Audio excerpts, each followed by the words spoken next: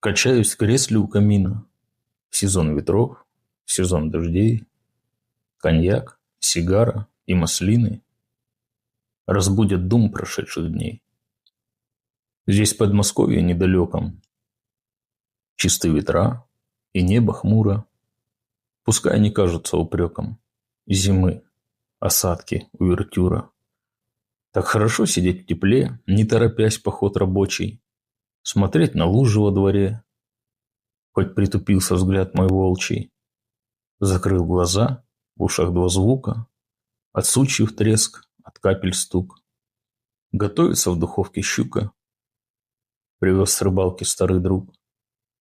Супруга в ароматной кухне негромко смотрит сериал. Картошка в маслице разбухнет, вином я рыбу пропитал.